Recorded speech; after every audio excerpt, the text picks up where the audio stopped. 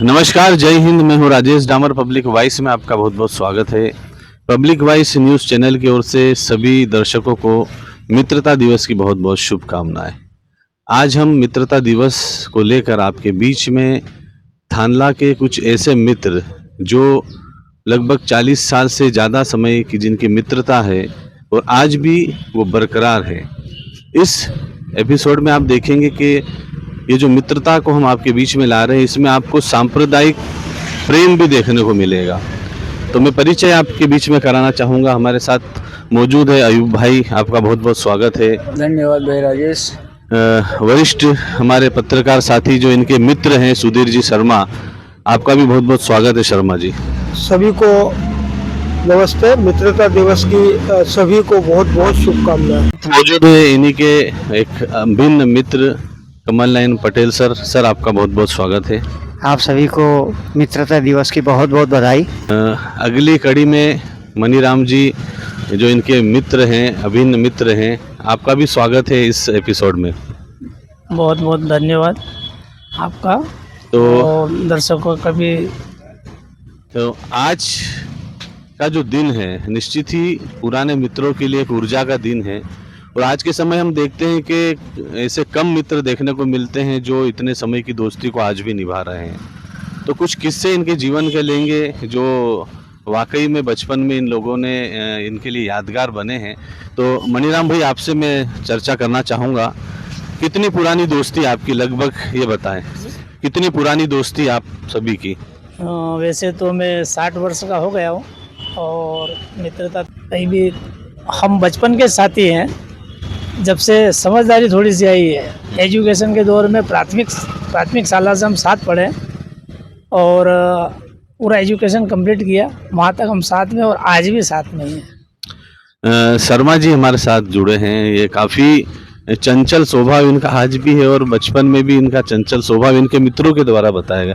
शर्मा जी, कितने समय की दोस्ती और कुछ ऐसा किस्सा बताएं जो दर्शकों को भी लगे और पुराने समय की यादें भी आपकी ताज़ा हो। हमारी जो दोस्ती है वो करीब मित्रता को 40 वर्ष से अधिक हो गए। 74-75 की बात है कि सभी लोग हमारी एक निश्चित जगह थी, सावरिया सेठ मंदिर के पास में हम लोग बैठते थे, वहीं पे बातचीत करते थे। हमने एक दिन क्या हुआ कि बैठे बैठे एक निर्णय लिया कि क्यों ना एक साहित्यिक गतिविधियों को लेकर एक संगठन बनाया जाए। राय जी, उस जमाने में करीब 40-45 वर्ष पूर्व हमने बैठे बैठे ही निर्णय ले लिया कि चलो नाइट क्लब का गठन कर लेते हैं। अब हमको इतना तो पता नहीं था कि नाइट क्लब क्या होता है। अच्छा। हमने बैठे बैठे सभी ने सर्वानुमति से हम 5-7 मित्रों ने नाइट क्लब का गठन किया और करीब 2-3 दिन के बाद ही हमने स्थानीय गणेश मंदिर पे कवि सम्मेलन का कार्यक्रम आयोजित किया। अब कवि सम्मेलन के जो कार्यक्रम था उसमें हम सभी मित्रों ने एक साथ मिलके सभी कवियों को आमंत्रित करके वहाँ पे कवि सम्मेलन का आयोजन किया। इस दरमियान क्या हुआ कि हमारे वरिष्ठ, हमारे बड़े भाई ओम प्रकाश जी भट्ट साहब भी आए। जब ओम प्रकाश जी भट्ट साहब ने देखा कि यार ये कवि सम्मेलन का आयोजन है और किस बैनर के तहत हो रहा है, तो ये नाइट क्लब की संस्था की तरफ से हो रहा है। अब नाइट क्लब जो है एक साहित्यिक संस्था के रूप में उसका गठन किया गया और कवि सम्मेलन का आयोजन हो रहा है। और सबसे बड़ी बात तो ये कि वो आयोजक, हम 5-7 मित्र, हमने उस आयोजन में काली पट्टियाँ लगा ली। उस जमाने में क्या होता था कि रिबन आती थी, रेस जी, रिबन लगाते थे, बैच वगैरह होते नहीं थे और हमको इतना ज्ञान भी नहीं था। तो हमने क्या किया कि भंडारी सेठ के यहाँ से रिबन का गट्टा लिया और रिबन हमने अपने शर्ट पर रिबन लगा ली। अच्छा, विरोध कर लिया। तो वो पता नहीं ना हमको कि भाई काला कलर क्या होता है। हमने उसी समय आयोजन चल रहा है, आयोजन के पूर्व एक गट्टा भंडारी सेठ के यहाँ से खरीदा और हमने हमारे शर्ट पे बतौर बेच के बतौर हमने वो रिबन लगा ली। भट्ट साहब ने देखा कि अरे ये क्या करा तुमने यार, क्या है ये? तो मैंने कहा बेच है हमारा। अरे बोले ये तो विरोध का प्रतीक है काला कलर। बोले हमको नहीं पता सब क्या होता है। हमने उसी समय वो हमारे बेच जो रिबन के हमने लगाए थे वो हमने निकाले और कवि सम्मेलन का आयोजन बहुत अच्छे ढंग से किया गया। तो ऐसे बहुत से प्रसंग है। अच्छा, उस समय वाहन तो होते नहीं थे, तो आप आने जाने के लिए या कहीं किसी चंदूमल हीरोमल जो सिंधी थे यहाँ पे, उस जमाने में हमारे जो ये जैन समाज का नोरा बोलते थे हम, उसके सामने उनकी साइकिल की दुकान थी। 20-25 पैसे 50 पैसे जो भी उस समय किराया, 1 घंटे के दर से हम किराया साइकिल लेते थे। और हम जो भी कार्यक्रम मतलब हमारे उस समय दिमाग में आना चाहिए कि हमको ये आयोजन करवाना। अच्छा, उस समय कितने में आयोजन हो जाता था, कितनी राशि लगती थी लगभग? अरे 50 रुपए तो बहुत थे। पहली बात तो 50 रुपए का कलेक्शन कैसे करना उस जमाने में, 5-5 पैसे 10-10 पैसे 4 आने 8 आने, ये इतने से हम इतना पैसे से तो कलेक्शन करते थे। कहाँ होता था उस जमाने में? तो हम परवलिया इंटीरियर एरिया में जाते थे और वहाँ से हम साइकिल से किराए की साइकिल लेके सभी अपने परवलिया साइकिल से जाते थे? पाकड़ माने थे, 20-20 किलोमीटर साइकिल से जाते थे। और उस जमाने में किराए की साइकिल लेकर, और किराए की साइकिल भी डबल नहीं बिठाते, डबल चला है कौन खींचेगा? हाँ। तो सिंगल अपने अपने साइकिल लेके और किराए के साइकिल लेके, और जो कार्यक्रम का आयोजन होता था उसके लिए जो भी देते, इतना ज्ञान थोड़ी था हमको कि हमको इससे इतना पैसा लेना है, जबरदस्ती लेना है, कैसे लेना। जाके बता देते कि कार्यक्रम में आपको देना हो तो दे दो यार। कोई चिल्लाता भी सही, कोई हमको भगा भी देता, कोई हमको सहयोग भी करता। तो उस दरमियान उस समय से आज तक चल रहा है, और आज तक आज भी अभी भी जब हम बैठे हैं अभी भी हमारी मित्रता बरकरार है। डंडा पता ही नहीं चलता कि होली का डंडा कहाँ है, कौन लेने जाएगा। पहले साइकिलों से जाते थे सुतरेटी के आगे शुगर के बीच में, वहाँ से होली का डंडा लेके आते थे। कम से कम 7 से 8 जने 10 जने जाते थे होली का डंडा लेने। अब होली का डंडा कहाँ गड़ता है यही नहीं पता किसी। अच्छा अयूब भाई, उस समय जो त्योहार मनाते थे वो त्योहार आप लोग आज भी साथ में मनाते हैं? आज भी साथ में। देखिए, बड़ी बात है कि उस समय और आज के समय में अंतर जरूर है। था पहले भी यही था कि भाई किसी ने एक ने भी आह्वान कर दिया कि भाई वहाँ जाके ये चीज़ लाना है, तो सभी मित्र साइकिलों से अपनी अपनी वहाँ पहुँच जाते थे कि भाई आज होली का डांडा लाना है, लकड़ी इकट्ठा करना है। उस समय की मस्ती भी अलग होती थी। मस्ती अलग थी, वो बात अलग थी। अच्छा, उस समय क्या था कि मोबाइलों का अभाव था, तो पटेल सर हमारे साथ मौजूद है। सर, मोबाइल नहीं होते थे उस समय, आप लोग एक दूसरे से कैसे संपर्क करते थे, कैसे मिलते थे? सब एक दूसरे के घर जाते, अगर वो तैयार हो रहा है तो बैठो, लेके ही आना है, क्योंकि मोबाइल तो था नहीं, तो उसके घर जाना, बैठना और उसको साथ में लेके आना। संचार का साधन कुछ नहीं था। जब भी कोई खेल का कार्यक्रम होता हमारा या खेलने का टाइम होता है, तो सब एक दूसरे के घर जा करके एक दूसरे को बुला करके एक जगह इकट्ठे हो जाते हैं, फिर वहाँ से जाते खेलने के लिए। अच्छा, आप लोग क्लासमेट ही रहे हैं सभी? हाँ, क्लासमेट रहे, साथ में पढ़ते थे। तो स्वाभाविक रूप से क्लास की भी कक्षाओं जब आप लोग पढ़ते थे उस समय की भी कोई शरारतें तो आपकी होगी। ऐसी कोई शरारत या ऐसे आपके टीचर ने आपको डांटा हो, आपको मारा हो, या आपने कोई ऐसा काम किया हो चारों की, जैसे मैं पूछना चाह रहा हूँ, तो कोई ऐसा किस्सा बताएं। नहीं, लगभग मार तो बहुत मुश्किल से खाई होगी। अच्छा। पर यह है कि हाँ, शरारत जरूर करते थे। जैसे हमारे गणित के एलियास सर थे, तो वो मुझे 6ठी से लेके 8वीं तक में हमेशा वही मुझे कहते थे, मैं आगे ही बैठता था कि गणित की कापियाँ इकट्ठी करो, तो मैं सब बच्चों की इकट्ठी कर लेता, मेरी नहीं देता, मुझे उनके साइन आते थे। अच्छा। तो मैं 3 साल तक मैंने ये जरूर बदमाशी करी कि सर को आज तक मैंने गणित की कापी नहीं जचाई, और योग की बात देखो, मैं गणित ही पढ़ा रहा हूँ। देखिए, बड़ी बात है। शर्मा जी, मैंने एक बात और आप लोगों के अभी जो चर्चा चल रही थी उसमें सुनी थी। स्वाभाविक रूप से बचपना हमारा काफ़ी शरारतों का रहता है, और कई लोग ऐसे हैं जिन्होंने बचपन में ऐसी शरारतें की है। शर्मा जी, आप बता रहे थे कि बीड़ी वाला भी कोई मसला आप लोगों का हुआ था, वो भी जरा बताएं दर्शकों को। वो क्या था, उस जमाने में न तो हमारे घर से कोई पॉकेट खर्च मिलता था, न कोई हमारी कोई ऐसा कोई हम काम करते थे कि हमको पैसा मिले। अब शौक मौज तो क्या था कि उस जमाने में तो कोई शौक मौज थे नहीं कि कोई घर पे खाना खा लेते हैं। और हमारे जो कमल पटेल है वो तो सेंसिटिव थे।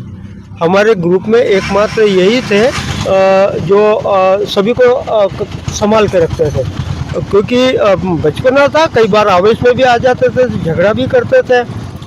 तो एक बार क्या हुआ कि यार ये सभी लोग बीड़ी सिगरेट पी रहे हैं, तो हमारे मन में भी लालसा आई कि यार ये धुआं निकालते हैं, नाक में से धुआं निकालते हैं, क्यों नहीं हो अपन भी पिए। तो सवाल ये उठता है कि बीड़ी के पैसे किसके पास में, कहाँ से लाना बीड़ी। तो फिर हम लोग क्या करते थे कि जो सड़क में बीड़ी जो जला कर पी के फेंक देते थे, हाँ वो बीड़ी हम एकत्र करते थे। अच्छा। हमको ये थोड़ी पता था कि भाई ये इसकी झूठी बीड़ी है या इसको क्या बीमारी है या क्या है। एक मन में आया कि यार अपने को आज बीड़ी पीना है, तो हम लोग वो सड़क से बीड़ी इकट्ठी करते हैं, जेब में डालते हैं, और जेब में डालने के बाद में नदी के दूर, हाँ, एक तरफ जाके जहाँ कोई हमें देख नहीं ले, उस कोने में बैठ के चारों पांचों 6 लोग और गोला बना के और फिर बीड़ी पीते थे। अच्छा, उस समय किसी ने पकड़ा आपको, ऐसा समय आया? उस समय की डैम के पीछे एक बड़ी चट्टान है, और डैम पे से कूद कूद के नदी में नहाना, थक गए, फिर वही लेके पीछे डैम के पीछे एक नाली टाइप है, और पीछे वहाँ चट्टान है गहरी थोड़ी सी, उस चट्टान के पास बैठ जाते सुकून से, आधा घंटा रिलीफ हो जाता उस दौरान। अगर वो भी अगर नहीं मिले तो एक वो उसको क्या बोलते हैं सुधीर, वो पेड़ की उसको अमरवेल, अमरवेल को, उसको कोने तोड़ के अगर बीड़ी के ठूडे ना मिले तो उसको पिला के पीते थे। मतलब धुआं निकालने से होता था कि नाक से। अच्छा राजीव जी, एक महत्वपूर्ण बात हो, उस जमाने में क्या होता था कि हम नियमित रूप से जैसे ही सुबह सभी मित्र साथ में घोड़ाकुंड नदी बोलते थे, उस जमाने में अथाह पानी भरा हुआ रहता था। आज जो स्थिति है नदी की, वो तो बिल्कुल खत्म हो गई, उसको अपन नदी मान ही नहीं सकते। उस समय ये जो नल वाल सुविधा थी वो नहीं होती थी। कहाँ थी? नदी में जाना, हमारे कपड़े नदी पर ही धोए, नदी में जाना, और सुबह शाम, और यहाँ सुबह शाम की बात करो, और कभी दिन में समय मिला तो टॉवेल को जेब में रख के कि कहीं घर वालों को पता नहीं चल जाए कि घोड़ाकुंड पे नहाने जा रहा है। अच्छा। तो सुबह दोपहर शाम, और मेरा मित्र जो कमल वो नीचे डुबकी लगाएगा, मैं कंधे पे बैठूंगा नीचे से ही, और वो उछल कर मुझे गुलाट खिलाएगा। अच्छा, स्कूल के समय ऐसी भी हरकतें हम लोगों ने भी की है, और स्वाभाविक रूप से आपने भी की कि स्कूल से भाग जाने का काम किया आपने कि नदी में नहाने। मनीराम भाई बताएं इस संबंध में क्या बोलेंगे आप? मैं जब हम 11वीं में थे, 11वीं बोर्ड थी उस समय, ये सब 82 की बात है, 81-82 की दौर में। उस समय बलोच साहब प्रिंसिपल साहब थे, तो हम लोग है ना, तो जब रेसेस होती थी 2 बजे, तो टिफ़िन तो घर से कोई देता नहीं था, तो हम लोग क्या, साइकिल रहती है तो साइकिल से है ना हम लोग जाते, ये इसी चौराहे के, ये अपना ये इसको नगर पालिका का पुलिया बोलते हैं, ये पहचान है। यहाँ पे बलोच साहब उधर से नमाज पढ़ के आ रहा है, साइकिल से वो भी चलते थे प्रिंसिपल साहब पे, और यहाँ के हमको देख लिया, मैं जैसे सुभाष रावल, नरेंद्र भाटी, हम लोग 2-3 लोग हैं ना, घर जा रहे हैं, बलोच साहब ने हमको बड़े प्रेम से रोका, बेटा इधर आओ। बोले कहाँ जा रहे हो? उनके सर घर जा रहे थे। बोले एक काम करना, घर जाना, और एक काम है मेरा, तेरा स्कूल पे आओ। हमको ऐसे करके बुलाया, इनका प्रिंसिपल साहब ने कभी काम नहीं बताया है, चलो अच्छी बात है। हम चले गए, प्रिंसिपल साहब ने हमको ऑफिस में बुलाया, तीनों को हाजिर किया। जी सर बोलिए काम क्या है? तो उन्होंने बोला कि मुर्गा बनो, सॉरी मुर्गा बाद में बोला उन्होंने, पहले क्या घोड़ी बनो।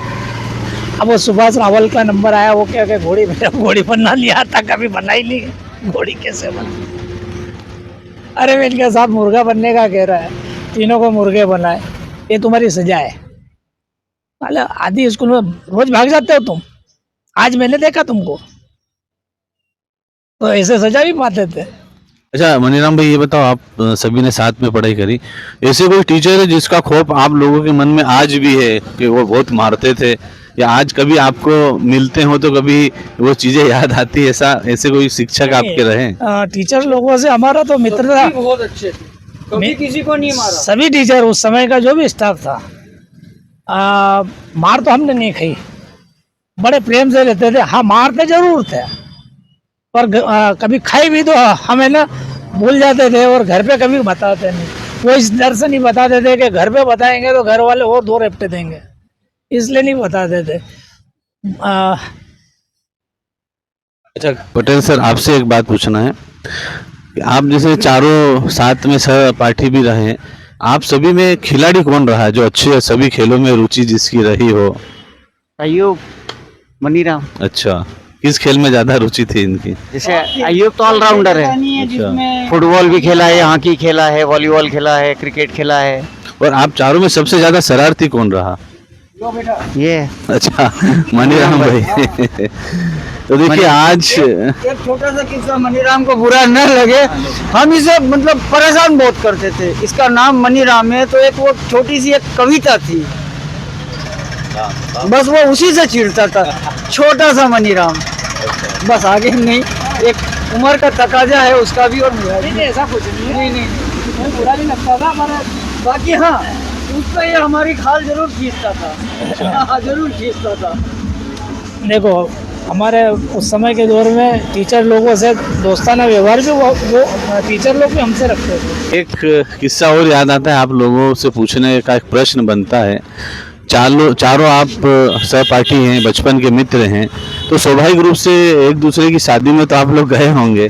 शादी का कोई ऐसा किस्सा आप लोगों के साथ में, क्योंकि मित्रता ऐसी है कि अपने मित्र को शादी के समय छेड़ते भी बहुत हैं, तो इस शादी के मामले में तो जो पटेल सर आप बताइए।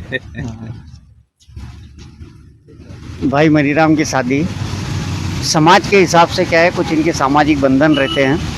अब हम लोगों, मैं तो उसी गली में रहता था, मुझे पता था, मैं बड़ा उस गली में ही हुआ हूँ, पर अन्य जो मित्र थे, जो हमारे बाजार के मित्र थे मनीराम भाई के, उनको ये सब पता नहीं था कि क्या रिवाज होता है।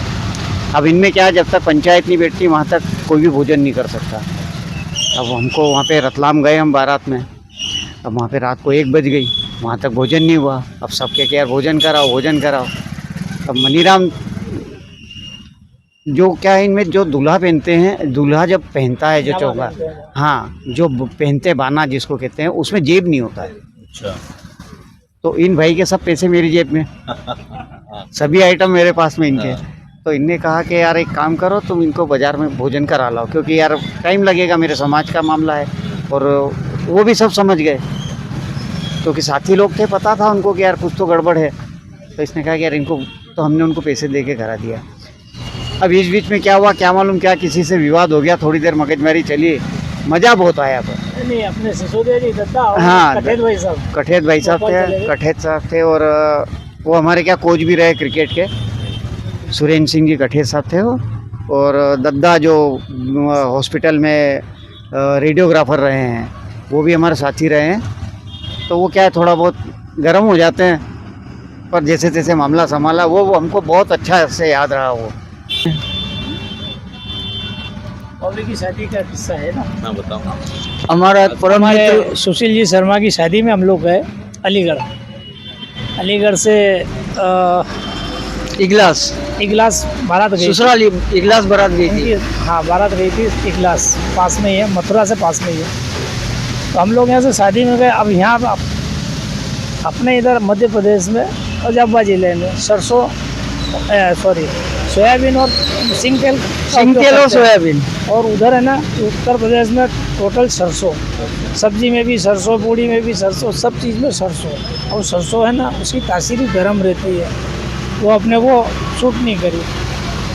हम लोगों ने तो संभल के फिर भी काम किया, पर हमारे अयूब भाई ड्राइवर गाड़ी यही चलाते, दूसरा कोई ड्राइवर किसी को आती ही नहीं थी। गाड़ी लेके यही गए, इनकी तबीयत बिगड़ गई इगलास में, अलीगढ़ से इगलास गए बारात में, वहाँ पे इनकी तबीयत बिगड़ी क्या है, इनको है ना डिहाइड्रेशन हो गया, इनको डिहाइड्रेशन, और डिहाइड्रेशन इतना भयानक मतलब कि एक एक सेकंड में अब वहाँ हम लोग हमारी इनकी तबीयत बिगड़ी, इनको गोली दवाई का भी मतलब इंतजाम करवाया, पर सुधरते ही सुधरे। अब वहाँ पे जैसे यहाँ बारात लग रही है, सामने ना एक मकान था, वहाँ पे कहीं भी 80-85 साल की अम्मा वहाँ चारपाई पे बैठी हुई थी।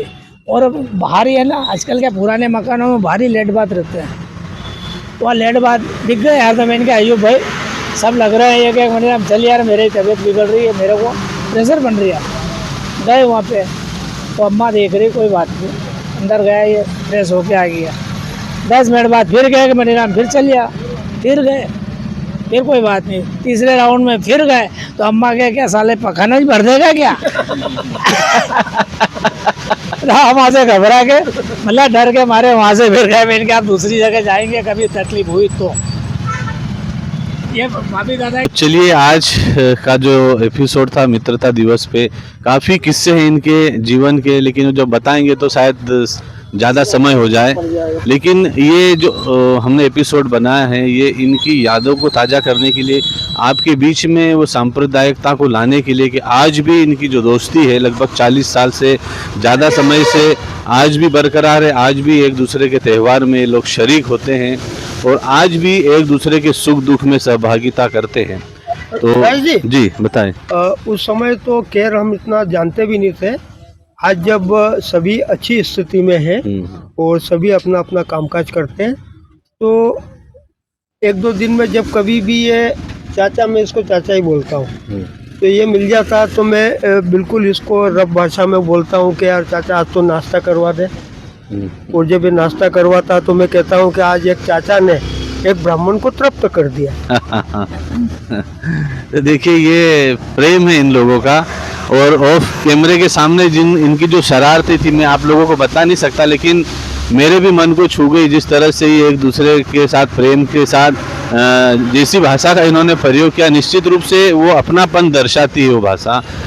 थी कि सावन आए हैं झूले बंधेंगे। झूले उस समय मेरा सभी से अनुरोध है पहले गाँव में इतने वृक्ष थे, घर आंगन में लगाते ये थे। बात कि उस परंपरा को फिर से जीवित करो। तुलसी राम जी बैठ देखिए, बड़ी बात की अयूब भाई ने कि सावन जब आता था तो कहते सावन के झूलों ने तुझको बुला, एक जो गीत बना है। तो निश्चित रूप से सावन को लोग बहुत अच्छे से मनाते हो, हर धर्म का व्यक्ति मनाता था।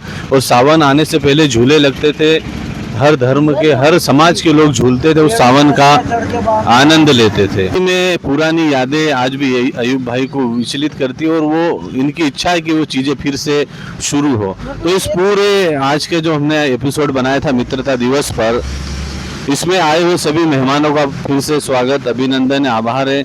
और आपको ये मित्रता इनकी किस तरह से लगी, आज की जो इनके मन के भाव थे इन्होंने प्रकट किए, इस पूरी खबर पर अपनी राय कमेंट बॉक्स में ज़रूर बताइएगा।